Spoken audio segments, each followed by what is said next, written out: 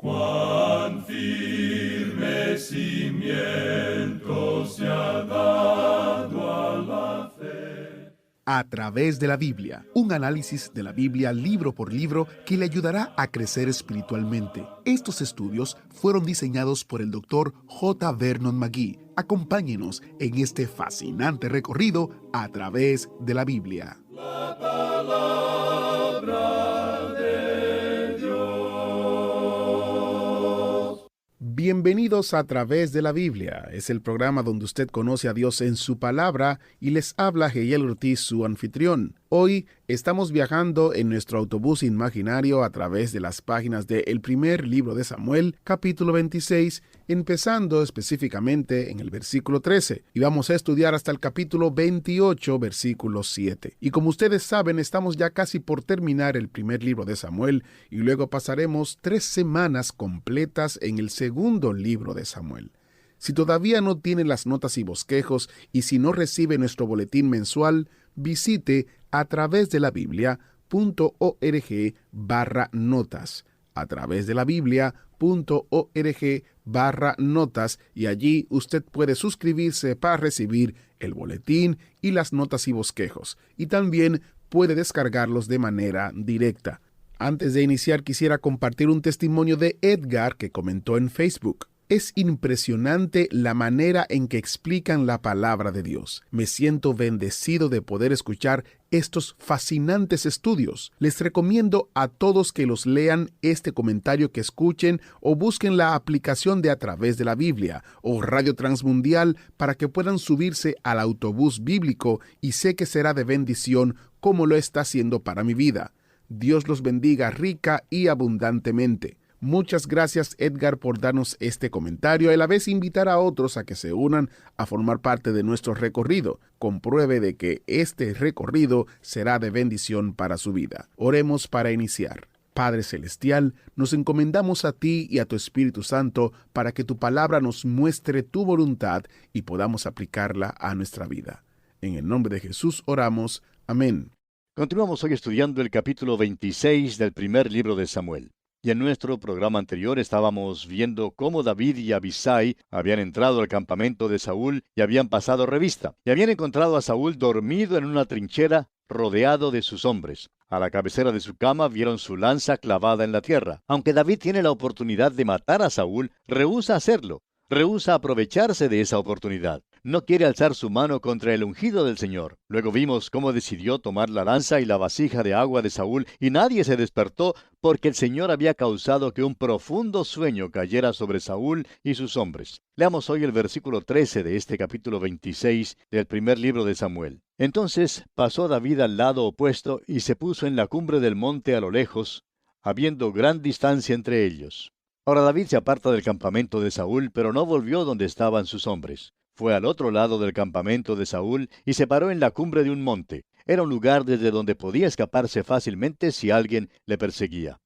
Y dicen los versículos 14 al 17, y dio voces David al pueblo y a Abner hijo de Ner, diciendo, ¿No respondes, Abner? Entonces Abner respondió y dijo, ¿Quién eres tú que gritas al rey? Y dijo David a Abner, ¿No eres tú un hombre? ¿Y quién hay como tú en Israel? ¿Por qué, pues, no has guardado al rey tu señor? Porque uno del pueblo ha entrado a matar a tu señor el rey.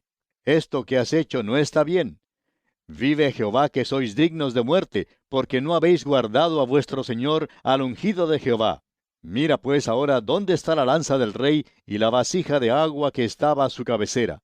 Y conociendo Saúl la voz de David, dijo, ¿No es esta tu voz, hijo mío David? Y David respondió, Mi voz es, rey señor mío. Francamente creemos que David habla sarcásticamente aquí con Abner, el general de Saúl, quien debía haber estado protegiéndolo. David se burla de Abner. David le está diciendo que su rey podría haber sido asesinado.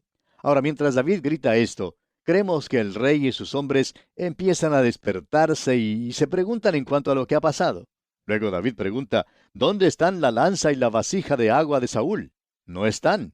Y podemos imaginarnos a David levantando en alto la lanza y la vasija de agua de Saúl para mostrarlas, indicando así que bien pudo haber dado muerte a Saúl, pero no lo había hecho. Y eso es lo importante, amigo oyente. David no mató al rey. Él sabía que Dios iba a tratar este asunto, que Dios se encargaría de Saúl. Es fácil criticar a David, ¿no le parece, amigo oyente? Pero ¿cuántos de nosotros hoy en día dejamos que Dios sea quien arregle las cosas con nuestros enemigos? Tratamos de hacernos justicia según nuestro propio parecer y tratamos de resolver nuestros problemas. Dios dice, dejad que yo resuelva la situación y caminad vosotros por la fe, confiad en mí. Más tarde veremos que David confió en el Señor y que con el tiempo el Señor se hizo cargo de Saúl. Pero aquí cuando estaba hablando con Saúl en el campamento, le dijo David a Saúl en los versículos 23 y 24 de este capítulo 26 del primer libro de Samuel, y Jehová pague a cada uno su justicia y su lealtad, pues Jehová te había entregado hoy en mi mano, mas yo no quise extender mi mano contra el ungido de Jehová. Y he aquí, como tu vida ha sido estimada preciosa hoy a mis ojos, así sea mi vida a los ojos de Jehová, y me libre de toda aflicción. David se desanima por tener que andar siempre como fugitivo, huyendo de Saúl. Pero le dice a Saúl que aunque tuvo la oportunidad de haberle dado muerte, no quiso hacerlo. Y entonces Saúl responde aquí en el versículo 25 y dice, y Saúl dijo a David, bendito eres tú, hijo mío David, sin duda emprenderás tú cosas grandes, y prevalecerás. Entonces David se fue por su camino, y Saúl se volvió a su lugar. Y así concluimos nuestro estudio de este capítulo 26 del primer libro de Samuel. Entramos ahora al capítulo 27. Y leemos en el primer versículo de este capítulo 27 del primer libro de Samuel, dijo luego David en su corazón, al fin seré muerto algún día por la mano de Saúl. Nada, por tanto, me será mejor que fugarme a la tierra de los filisteos, para que Saúl no se ocupe de mí, y no me ande buscando más por todo el territorio de Israel, y así escaparé de su mano. Esto evidentemente es una desviación en la vida de David de aquel nivel alto de fe en Dios que se ha manifestado hasta aquí. Este es un período de flojera, pudiéramos llamar, en la fe de David. Encontramos que lo mismo sucedió en las vidas de Abraham, Isaac y Jacob, y parece llegar a las vidas de muchos hombres de Dios. Pero hay un mensaje aquí en esto para usted y para mí, amigo oyente. ¿Está usted cansado? ¿Tiene problemas? ¿Se ha hallado en la oscuridad por mucho tiempo? ¿Ha estado en el valle y como David se pregunta si habría alguna vez solución a su dilema? ¿Se siente desesperado? Pues bien, si le sirve de algún consuelo, otros han pasado por el mismo valle y por la misma vía que usted. Este es uno de los muchos motivos por el cual David puede servirnos de tanta ayuda en nuestra vida cristiana. Nos es muy fácil compadecernos de él. Parece aquí que el pobre tendrá que pasar el resto de su vida como fugitivo. Ya van varias veces que David a duras penas se ha podido escapar, y ahora se da cuenta que algún día Saúl finalmente puede matarle. Prosigamos leyendo los versículos 2 hasta el 6 de este capítulo 27 del primer libro de Samuel.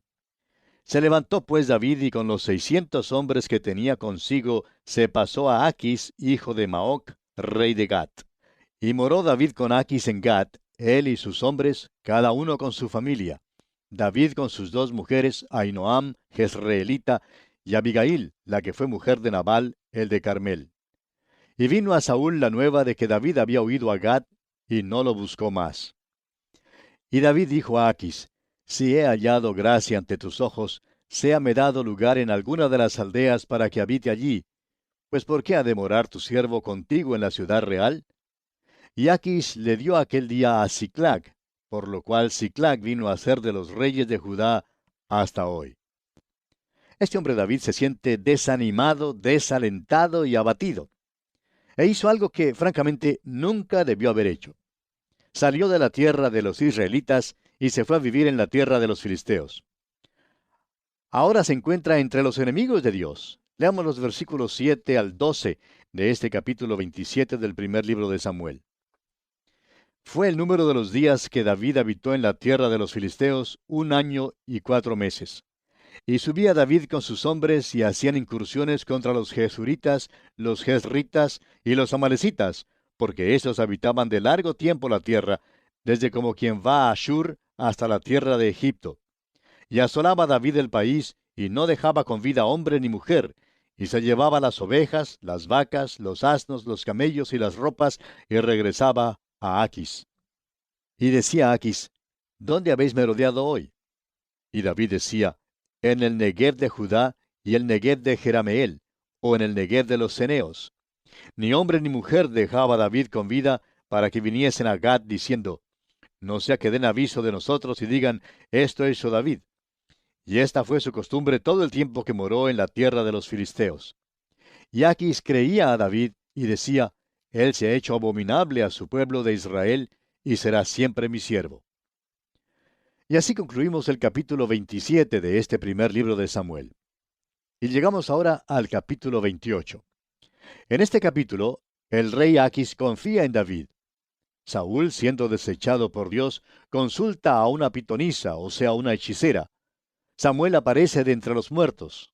Saúl, enterándose de su propia ruina, se desmaya, pero cobra nuevas fuerzas comiendo carne.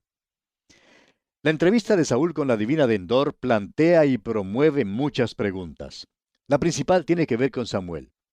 ¿Logró la hechicera hacer volver a Samuel de los muertos?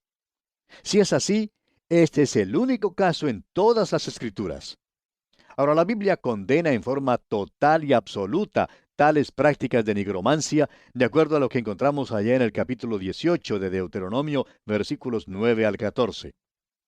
El relato en el Nuevo Testamento en cuanto al rico y Lázaro indica que no puede haber ningún regreso de los muertos. Este relato lo encontramos consignado allá en el capítulo 16 del Evangelio según San Lucas, versículos 19 al 31. El apóstol Pablo se quedó callado en cuanto a su experiencia de ser arrebatado hasta el tercer cielo, que él menciona en su segunda carta a los Corintios, capítulo 12, versículos 2 al 4. La Escritura amonesta contra estas prácticas y predice una erupción futura de ellas. En el Evangelio según San Mateo, por ejemplo, capítulo 24, versículo 24, el mismo Señor Jesucristo dice, porque se levantarán falsos cristos y falsos profetas, y harán grandes señales y prodigios, de tal manera que engañarán, si fuere posible, aún a los escogidos. Y también el apóstol Pablo, en dos de sus cartas, primero en su segunda carta a los Tesalonicenses, capítulo 2, versículos 8 y 9, dice, y entonces se manifestará aquel inicuo, a quien el Señor matará con el espíritu de su boca, y destruirá con el resplandor de su venida. Inicuo cuyo advenimiento es por obra de Satanás, con gran poder y señales y prodigios mentirosos. Y en su primera carta al joven Timoteo, en el capítulo 4, los primeros 3 versículos dice, pero el Espíritu dice claramente que en los postreros tiempos algunos apostatarán de la fe, escuchando a espíritus engañadores y a doctrinas de demonios, por la hipocresía de mentirosos que, teniendo cauterizada la conciencia, prohibirán casarse y mandarán abstenerse de alimentos que Dios creó para que con acción de gracias participasen de ellos los creyentes y los que han conocido la verdad. Y finalmente, en Apocalipsis capítulo 16, versículos 13 y 14 leemos, y vi salir de la boca del dragón, y de la boca de la bestia, y de la boca del falso profeta, 3 espíritus inmundos a manera de ranas, pues son espíritus de demonios que hacen señales, y van a los reyes de la tierra en todo el mundo, para reunirlos a la batalla de aquel gran día del Dios Todopoderoso. Ahora Saúl fue desechado por Dios, como lo veremos en los versículos 6 al 15 de este capítulo 28. Y ahora, debido a que el cielo se ha quedado callado, Saúl entonces acude al infierno. Ahora nosotros creemos que Samuel no fue quien se apareció. Y hay 2 explicaciones que son posibles, y son las siguientes. Primero, algunos expositores bíblicos descartan este incidente como fraude, tomando la posición que la divina era ventrílocuo. Y en segundo lugar, que el deseo irresistible de comunicarse con los seres amados que han fallecido hace que los sobrevivientes sean víctimas del engaño. Nosotros creemos que fue un falso espíritu quien apareció y no Samuel. Aún la pitonisa quedó engañada y asombrada, como veremos en los versículos 12 al 15. El falso espíritu no le participó nada que no hubiera sido revelado previamente. Comencemos pues leyendo los primeros 4 versículos de este capítulo 28 del primer libro de Samuel. Aconteció en aquellos días que los filisteos reunieron sus fuerzas para pelear contra Israel, y dijo Aquis a David, ten entendido que has de salir conmigo a campaña, tú y tus hombres. Y David respondió a Aquis, muy bien, tú sabrás lo que hará tu siervo. Y Aquis dijo a David, Por tanto, yo te constituiré guarda de mi persona durante toda mi vida.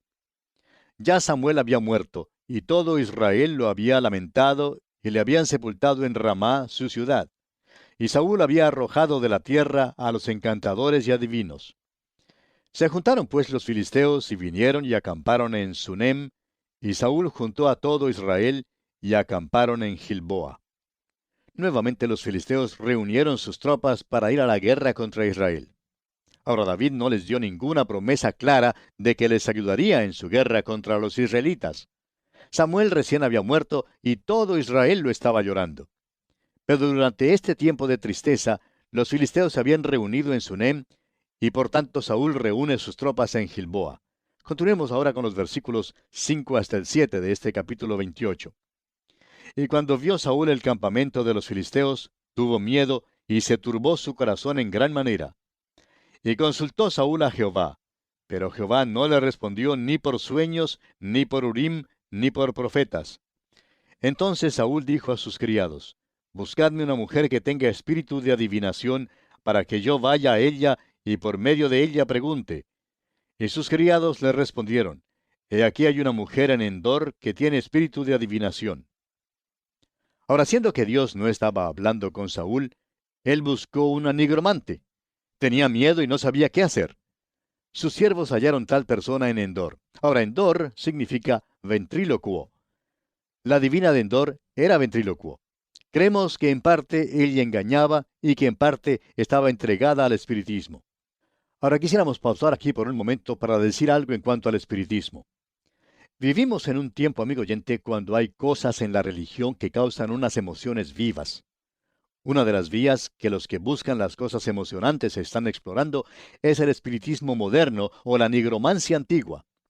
Claro que el argumento más fuerte que tienen se halla en la divina de Endor. Dicen que ella hizo volver a Samuel de los muertos. La pregunta es esta entonces. ¿Volvió en realidad Samuel de los muertos y se comunicó con Saúl? Si en realidad Samuel volvió de los muertos, sería este el único caso de tal aparición en todas las Escrituras. Ahora, antes de contestar esta pregunta, quisiéramos considerar algunas cosas. Las Escrituras categóricamente condenan la práctica de la nigromancia.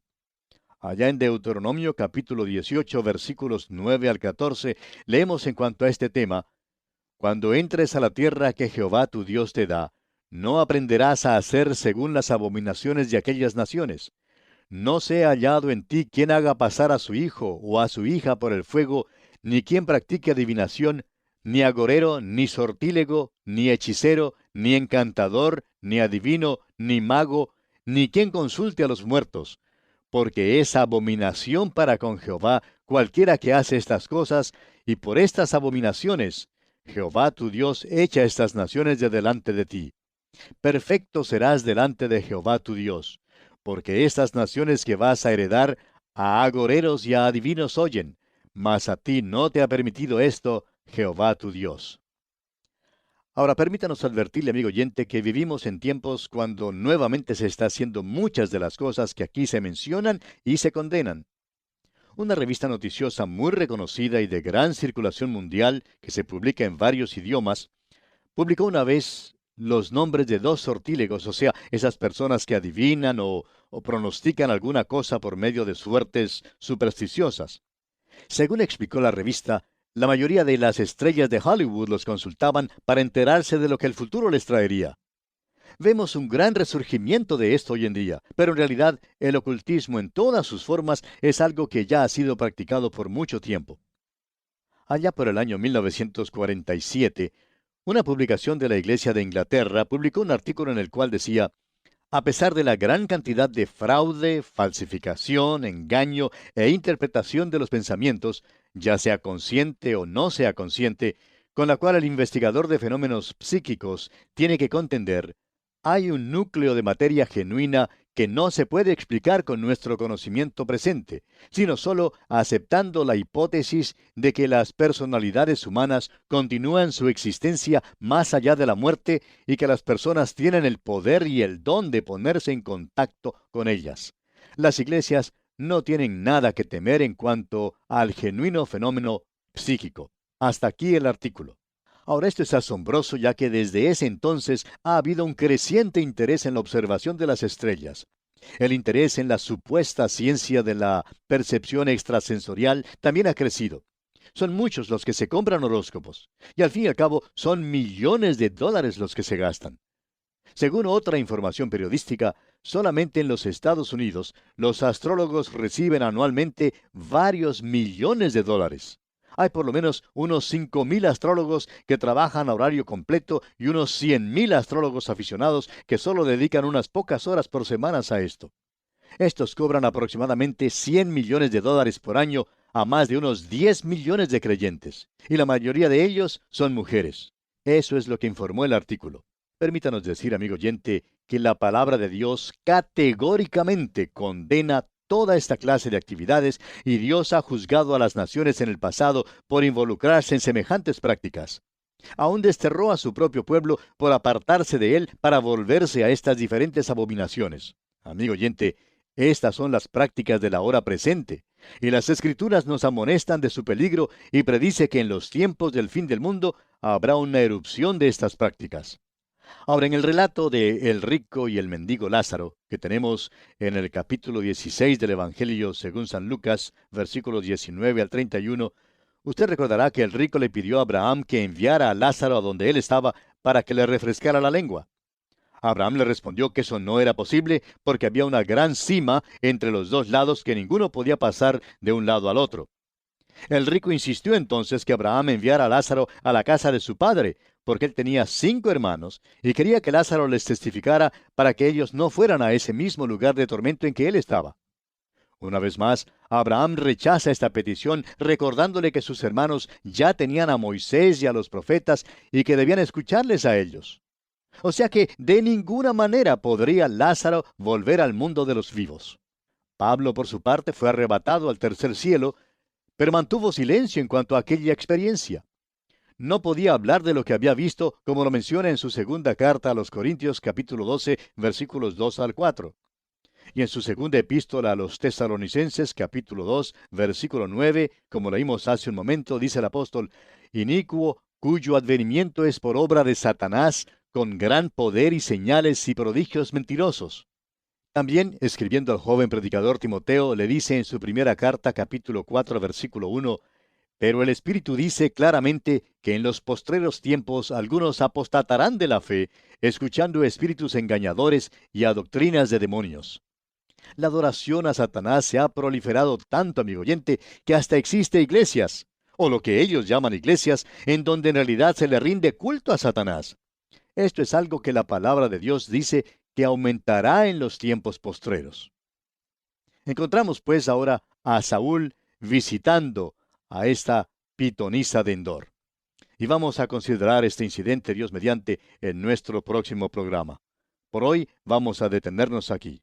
Será entonces hasta nuestro próximo encuentro. Que Dios le bendiga copiosamente.